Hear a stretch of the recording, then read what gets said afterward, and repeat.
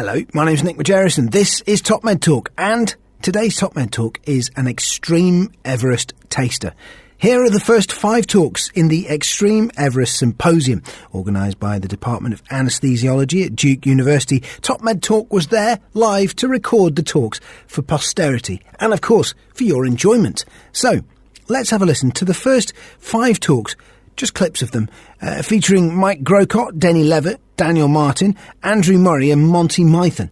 These talks, in their entirety, are available to you if you click on the show notes of this podcast. There you'll find a link that will send you through to a page that has all 10 talks in their entirety for you to listen to for free. I suggest, after you have a listen to this podcast, that you go there and enjoy all 10 talks of the Xtreme Everest Symposium. Before that, though, here is Mike Grocott, Denny Levett, Daniel Martin, Andrew Murray and Monty Mythen in the first 5 talks of the Xtreme Everest Symposium. Top Med Talk. I'm going to talk a little bit about oxygen and some of the basic physiology of oxygen, because I think it underpins many of the lectures that will follow today. I'm going to address this notion that environmental physiology, or more specifically using environmental perturbation of human integrative physiology, is potentially a valuable model for understanding both physiology and pathophysiology, and potentially particularly of relevance to critical care. And I'll talk about that in a general way, and then more specifically in relation to how we think about that in relation to the Xtreme Everest project, and then introduce the general structure of the studies that we've done, really to lay the way for the subsequent presenters to present some of the data and explain what we think we've found. So this is oxygen, my favourite molecule. It's a kind of geeky thing to say, but I've spent a fair chunk of my life being somewhat obsessed by this. This is oxygen in its liquid form at about minus 180 degrees C, which I think it's a kind of beautiful image. But as we all know, we typically encounter it in its gaseous form as a component of air in which it forms just under 21%. And it's what keeps us alive day to day. I'm going to divert a little bit because I think it is of relevance to a lot of what you'll hear today.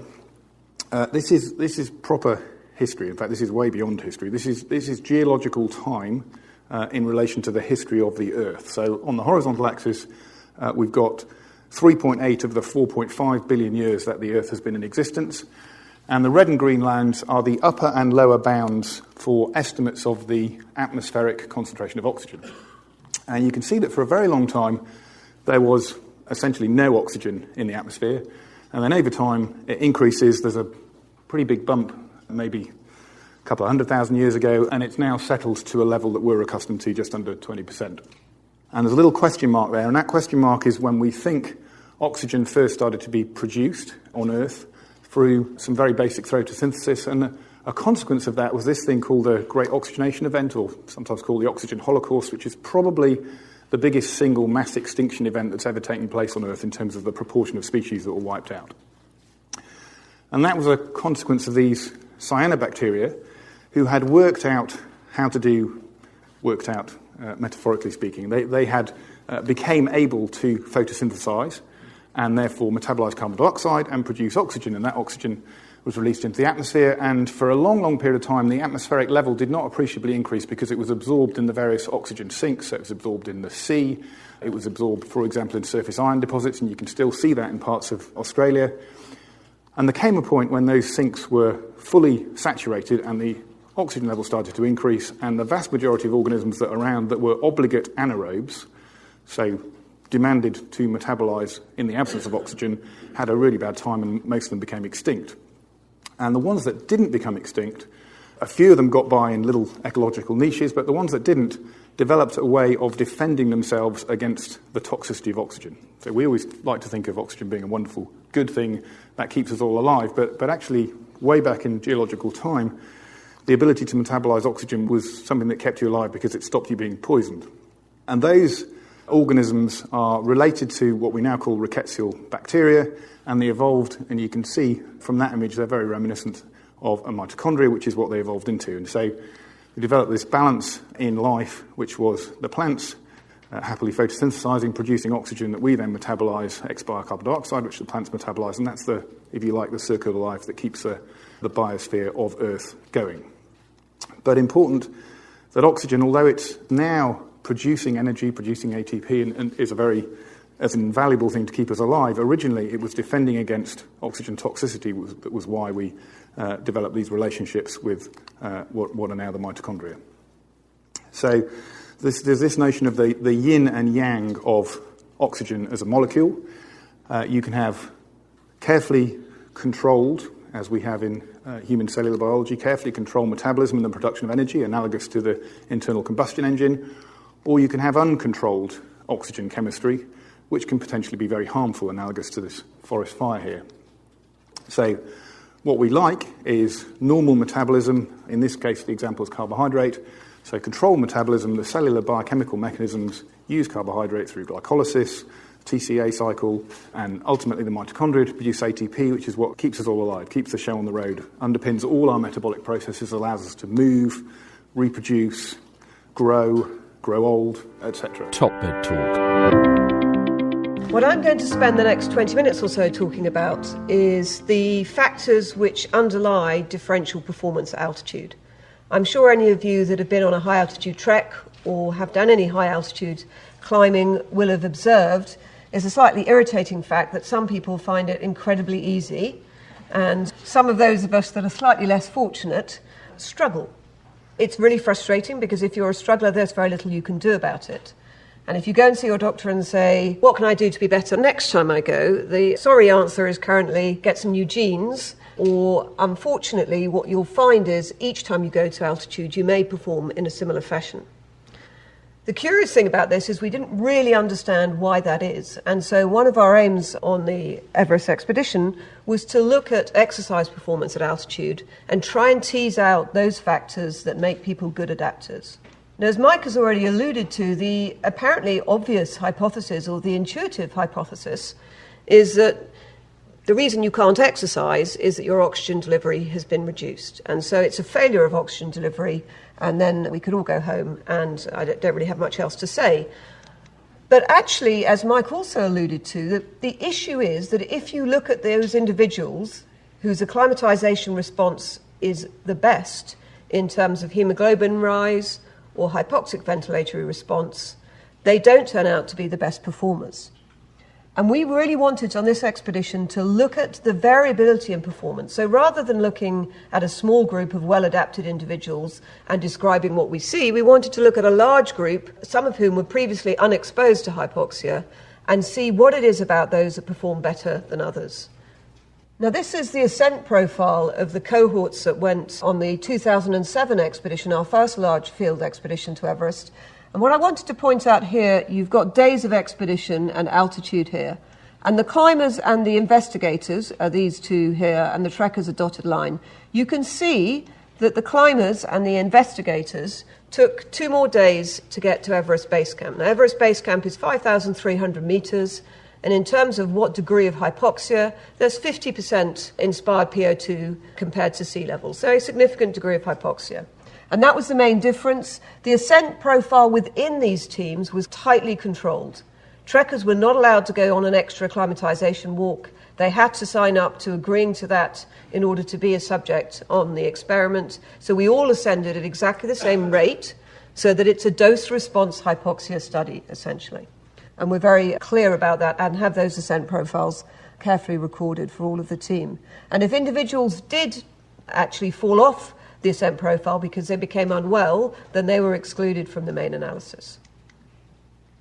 So one of the first things we wanted to look at was this issue of oxygen delivery and oxygen content. So we estimated oxygen content from the 200 healthy volunteers that we took to Nepal by looking at hemoglobin, oxygen saturation, and we ignored the small contribution, which is even smaller at altitude, of dissolved oxygen. So this is clearly an estimation. We weren't going to get ethics to do blood gases on everybody in the field, just those members of the investigator team that felt up to the task. Top Bed Talk. My task over the next 20 minutes or so is to talk about cardiovascular adaptation to hypoxia at high altitude, and to sort of punctuate that with some of the studies that we've been doing over the last 15 years or so now at high altitude, looking at this particular area. So I do a lot of undergraduate physiology teaching at UCL, so I try to keep things fairly simple for the students of today. So I talk about the cardiovascular system as having a sort of wiring component to it, controlling the overall function of the system, a big pump in the centre which provides pressure and, as a consequence of that, flow, and some pipes circulating around the contents, so your blood. You may recognise that it's quite similar to your domestic heating system that you would have at home. With the differences, though, or at least what I think to be the primary difference between the two systems, is that the human cardiovascular system has to adapt to enormous changes both within and outside of the body to continue to provide our organs with the oxygen that we require. One of the other differences between your heating system and your cardiovascular system is that we've got something hidden away in every organ of the body called the microcirculation. And I'm going to come back to the microcirculation at the end of the talk, but the microcirculation is crucial to the delivery of oxygen and nutrients to every cell in your body. And even if you have a perfectly functioning macrocirculation, it's basically a complete waste of time if your microcirculation is dysfunctional. Just to quickly summarise what you've already heard about adaptation and physiology to hypoxia at high altitude. These are data taken from a chamber study in the 1980s called Operation Everest 2, where they put 6 or so subjects into a hyperbaric chamber over the course of about 40 days to simulate a journey to the summit of Everest. And here you can see in the blue line the oxygen cascade that Denny mentioned, so this movement of oxygen from the air that you breathe at the mouth right the way down to the tissue level to the mitochondria. If you then take people up to an altitude of about 8,000 meters in the chamber, you can see this flattening of the oxygen cascade and the removal of this pressure differential which drive oxygen through the system. There are 3 primary ways from an organ perspective that we adapt to high altitude. So there's an increase in respiratory rate and tidal volume, an increase in heart rate and cardiac output, and the increase in hemoglobin. And just once again, to stress this paradox that confuses people sometimes, this increased arterial oxygen content that we find at altitude. So there's more oxygen physically, convectively going around the system than you have at sea level. But despite that, we still suffer from hypoxia. So from an organ system perspective, the place where hypoxemia is detected is in the peripheral chemoreceptors of the carotid bodies. They send out signals to the respiratory centre in the medulla, which causes an increase in both respiratory rate and depth. And there's also a spillover from the respiratory centres into the sympathetic nervous system, causing an increase in sympathetic drive. You're all very familiar, I'm sure, with what your sympathetic nervous system does, but these are the key points which are important to adaptation to high altitude related to the sympathetic nervous system. And this is not a system that is down-regulated over time at high altitude. This continues for the entire time that you're exposed to hypoxia. So you can measure both in plasma and urine the increase in catecholamines, both adrenaline and noradrenaline. It causes increase in inotropy and chronotropy. There's an increase in your cardiac output, not only at rest but whilst exercising. Systemic vasoconstriction, which we'll come back to in a little bit. An increase in blood pressure, although this is also slightly controversial. And an increase in pulmonary artery pressure, although this is not the primary cause of that. It certainly contributes to it. Top Med Talk. And our first indication that something was going on was from our 2007 expedition. I was a postdoc working in Oxford at the time, and we were using NMR imaging and spectroscopy to get a handle on cardiac function and cardiac energetics. So function we can understand through NMR imaging, but using spectroscopy, particularly 31-phosphorus spectroscopy, we can get an idea of what's happening to energetics in the heart, in skeletal muscle and other tissues. And in the heart, we use an index, a phosphocreatine to ATP ratio. The spectroscopy technique we were using doesn't give absolute values of these intermediates, but phosphocreatine being the energy buffer that buffers ATP levels in the heart and in skeletal muscle means that we can express these two intermediates as an index of phosphocreatine over ATP, and it gives us a decent index of cardiac energetics. My former colleague at Oxford, Stefan Neubauer, and others have really pioneered the use of this technique to understand the metabolic perturbations that happen in the hearts of patients with heart failure, diabetes and obesity and so on. What Stefan described is that a fall in this phosphocreatine to ATP ratio was the single best predictor of mortality in patients with dilated cardiomyopathy, for instance. So here we used it to look at, and this is data not from the individuals who summited Everest in 2007, but a group who trekked to Everest Base Camp, and we found that upon return to sea level, so these are the pre-trek values on the left, the post-trek values in the middle, we found that in every single individual, the cardiac phosphocreatine to ATP ratio had fallen upon return to sea level. And it's worth bearing in mind that these are not hypoxic individuals any longer. We didn't take the magnet with us to Everest Base Camp. Even the most sort of compliant yak isn't going to lug this up to base camp for us. So this is upon return to sea level. They're breathing sea level air. They're acclimatized to altitude. They've got elevated hematocrits, oxygen contents which are much higher than they were before they left, and yet phosphocreatine to ATP was low. The good news is, and good news because I was one of these subjects, is that 6 months later, when we rescanned everybody, this had returned to normal. So it's suggesting that there is metabolic reorganization going on in the heart. Just to show you really that this isn't just an abstract measurement, we also measured cardiac function using echocardiography and MRI. We didn't see significant differences in systolic function in this group, but in the diastolic function, which of course is not a passive relaxation of the heart, but a hugely energy-demanding process, ventricular filling, left ventricular filling, was impaired upon return to sea level in the yellow bars, but at the 6-month follow-up mark, alongside the energetics, had returned to normal. So my main interest is in mitochondrial adaptation in tissues in response to health and disease. Mitochondria are, of course, interesting because, as Mike has pointed out in the earlier slide, this is where the vast majority of oxygen in our bodies is consumed at a single enzyme, complex 4, sitting in the middle of the image here, complex 4 at the respiratory chain. So it stands to reason that if oxygen utilization is being altered, then the mitochondria are a sensible place to look. And if we're thinking about the metabolic or the molecular responses to altitude, then we need to understand the transcription factors and molecular pathways that are governing these changes. And we turn our attention to the hypoxia-inducible factors. And these transcription factors are continually expressed in most of the tissues of our bodies. So in almost all of our cells right now, we're expressing HIF1 alpha and HIF2 alpha. These proteins are being produced, and yet they're being degraded, and they're being degraded in an oxygen-dependent way. So in conditions where PO2 is relatively high, HIF1 alpha and HIF2 alpha are hydroxylated, they're degraded, they're silent, they do not affect gene transcription. And this seems wasteful, except, of course, that when hypoxia occurs, this degradation no longer occurs, they're immediately active, and they can alter their transcription of genes that include some of those that we've already heard about, erythropoietin, which drives the increase in red cell production, so erythropoietin at the kidney, VEGF, which drives the production of new blood vessels, particularly the microcirculatory vessels that Dan mentioned, but also a huge number of metabolic mediators, metabolic enzymes. So we have glucose transporters and glycolytic enzymes, which all hint towards increased glucose metabolism. Top Med Talk. Personal reflection on where I think we are with the therapeutic use of oxygen, or at least the therapeutic manipulation of oxygen, which I think it comes in two different guises. One is the manipulation of oxygen flux, and the other one is the manipulation of arterial oxygen tension.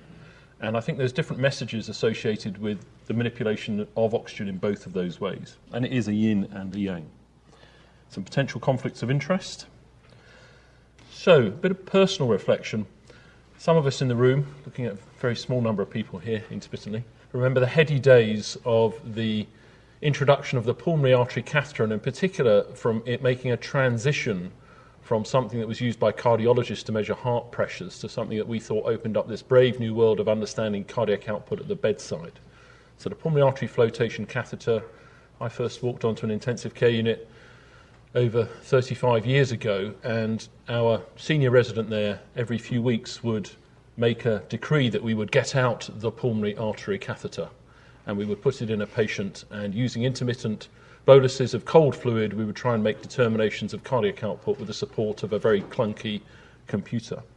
By the time I arrived here in the late 1990s, pulmonary artery catheters for cardiothoracic surgery and for many elements of intensive care, particularly surgical intensive care, were ubiquitous.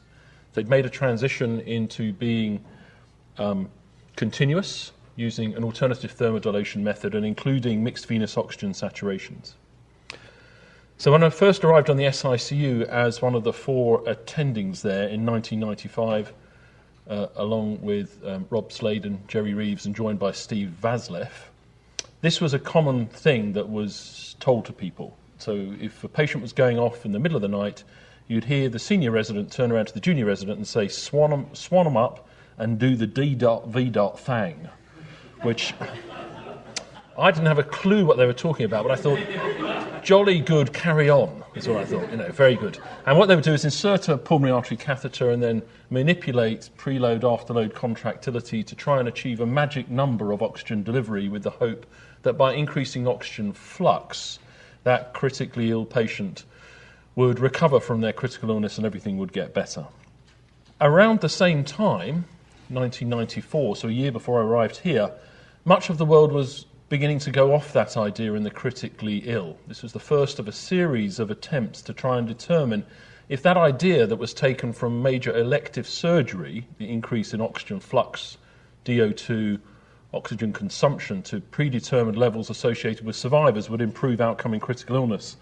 And this particular article from London, from Michelle Hayes and colleagues, relatively small by modern standards, looked at that idea and indeed, using a pulmonary artery catheter and what we would now regard as heroic, perhaps inappropriately high doses of dobutamine, but those that were recommended at the time, they demonstrated, as shown here, that they could indeed drive oxygen delivery up to above the magic number of 600 mils per minute per metre squared.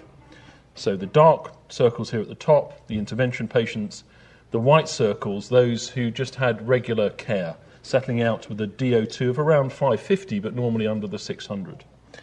Now, of note, and this overlaps very much with the data that Denny Levett showed about humans adapting to hypoxia, in other words, that the VO2 max, the maximal oxygen consumption in human beings at altitude goes down and down and down, we seem to be unable to manipulate oxygen consumption. So these are the same patients, and although they've driven up the patients in the black dots to a supramaximal DO2 oxygen delivery, the VO2 has not budged. And the VO2 is a long way below the target VO2, and interestingly, on reflection, the magnitude of difference is not dissimilar to what Denny described in human beings adapting to hypoxia. So something had switched off the metabolism and it wouldn't budge. Very disturbing from this prospective randomized controlled trial, the attempts to drive up DO2 dramatically increased mortality. So, just to say that again, the attempts to drive up DO2 dramatically increased mortality. Now, subsequent follow-up studies did not demonstrate with lower doses of dobutamine the same increase in mortality, but none of them in established critical illness ever demonstrated any benefit. So that's where we were. Now, around the same time, many of us involved in laboratory research, which was what I was doing some of at the time. This is taken from a model where we're looking at gut mucosal perfusion, work that I did over here at Duke as well back in the late 1990s in Bruce Leone's laboratory. Taking samples here of the microvillus before and after an ischemia reperfusion injury and looking at the integrity of the tissues, which looked okay to the naked eye and looked kind of all right under light microscopy, but when you subjected them to electron microscopy, the image you can see on the right-hand side is a microvillus that has undergone significant cell death and there's been loss of the mucosal membrane. If you look on the left, the vessels are patent and the cells look healthy. If you look on the right, you've lost the microcirculatory perfusion and the cells have either undergone necrosis, probably not, or more likely apoptosis, programmed cell death, and then some degree of autophagy, natural digestion of oneself, to reduce the cell mass possibly, but also in these types of tissues to turn around and say, well, actually, if I'm now under threat of dying from critical illness, do I need a GI tract that's there to absorb food and possibly inadvertently absorb bugs, or would I rather turn that into a featureless tube and reduce the energy requirements of absorbing nutrients I now can't use? So we're all starting to think a bit differently at this time. Top Med Talk. Now, don't forget you can meet the Top Med Talk team. All you need to do is go to the ebpom.org website. That's EBPOM, Evidence-Based Perioperative Medicine, ebpom.org/meetings. Get yourself there and you'll find out all of the talks that Top Med Talk will be in attendance at. So that's edpom.org/meetings. Also, of course, don't forget to sign up for our newsletter. It's a great way of us keeping in touch with you and warning you when we're going to be going live on the Top Med Talk website. If you go to topmedtalk.com, you'll find the mailing list pretty easily once you're there. topmedtalk.com.